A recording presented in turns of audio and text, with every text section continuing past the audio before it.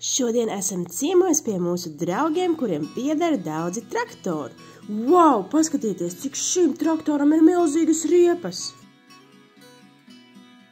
Čau! Čau! Šodien mēs pētām traktorus. Wow!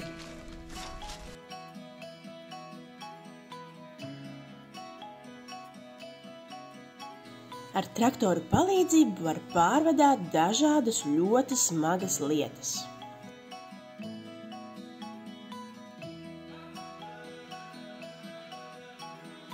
Tātad tas ir traktors, uz kura var uzdurt siena ruļļus un aizvest tos ruļļus, lai varētu pabarot gotiņas.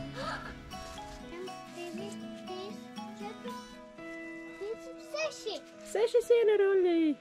Jē! Siens ir vienkārši izkaltēta zāle vai auga no pļavas, un gotiņām tā garšo. Kas ir traktors? Nu, pastāsti. Tas ir priekšējās kabīnē stūra un dažādi koķi. Aizmugurē var redzēt hidrolikas piedziņu. 3. punkts. Sakabi, lai piekabinātu tehniku. Jūgvāpsta, kas padodas enerģiju, lai varētu darboties dažādas tehnikas vienības. Wow. Šitais paceļ aizmugurējo sakabes āķi. Šitais dod jaudu uz hidroliku, šitais dod jaudu uz priekšējā hidrolikas stāvbremzi. Kas ir hidrolika? Hidrolika ir priekš tam, lai iekārtas darītu šādi vai šādi. Kad atver vaļā kaut ko paceļāt, kaut kas notiek, izkāpējās kādu ruļļi vai kas. Ātruma pārslēgas,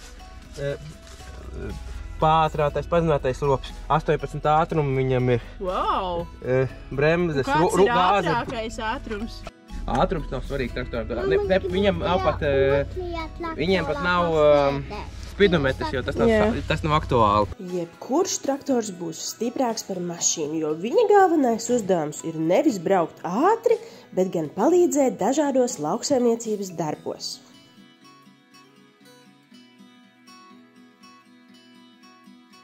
Kā piemēram uzart zemi, nogriezt sienu, aplaistīt laukus, dažreiz tie palīdz arī nogriezt kokiem zarus. Arī ziemā un arī pilsētā traktori ir labi palīgi, jo tie var palīdzēt notīrīt sniegu. Bet vai jūs zinājāt, kad ir traktors, kurš brauc arī iekšā ūdenī un no ūdens ved ārā laivas? Wow! Tas gan ir interesanti.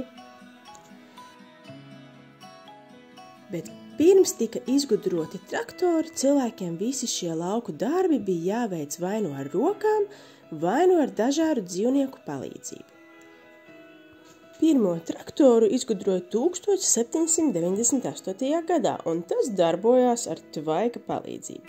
Tikai vēlāk izgudroja traktors, kas darbojās arī ar degvielu. Viens maziņš traktors var būt apmēram tikpat spēcīgs kā 40 zirgi, bet lielie traktori var sasniegt līdz pat 1000 zirgu spēkiem.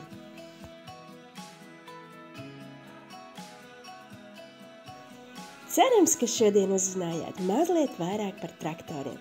Uz tikšanos nākošajā sērijā Dabas pētnieki. Atā!